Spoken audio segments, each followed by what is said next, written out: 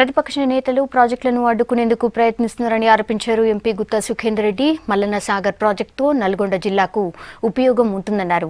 మల్లన్న సాగర్పై కాంగ్రెస్ నేతలు గవర్నర్ను కలవడం సిగ్గుచేటన్నారు గుత్తా. ఇక మాజీ మంత్రి జైపాల్ రెడ్డి రాష్ట్ర అభివృద్ధిని అడ్డుకోవడం కరెక్ట్ కాదన్నారు.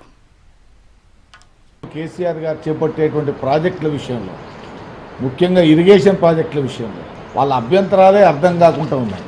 ప్రాజెక్టులను అవమానిస్తామంటారు, రిజర్వాయర్లు కట్టొద్దంటారు, మల్లన్న సాగర్ రిజర్వాయర్ వద్దంటారు. అసలు మల్లన్న సాగర్ రిజర్వాయర్ ద్వారా నల్లగొండ జిల్లాలోనే 2.5 లక్షల ఎకరాలకు నీళ్ళు వస్తాయి.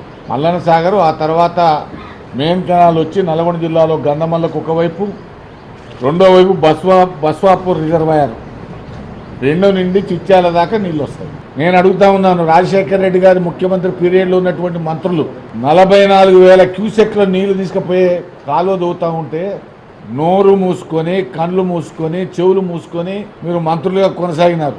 ఎందుకు మీరు ఆ రోజు మాట్లాడలేకపోయినారు? పొన్నాల లక్ష్మి ఆపినారా? ఆ మంత్రివర్గంలోనే ఎవరు ఆపినారు? ఇవాళ మీకు తెలంగాణలో కట్టే రిజర్వాయర్లను ఆపాలనేటువంటి దుర్బుద్ధి సరి అయినటువంటిది కాదు. మా జైపాల్ రెడ్డి గారికి కూడా ఒకటే సలహా ఇస్తున్నాం, మీరు జాతీయ నాయకులు జాతీయ స్థాయిలో మాట్లాడండి. ఎల్లర మల్లర కానివ్వండి, గిత్త కానివ్వండి, బిచ్చ కానివ్వండి, కిచ్చ కానివ్వండి కూర్చొని మీరు ఉపన్యాసాలు ఇస్తుంటే మాకే సిగ్గేస్తుంది.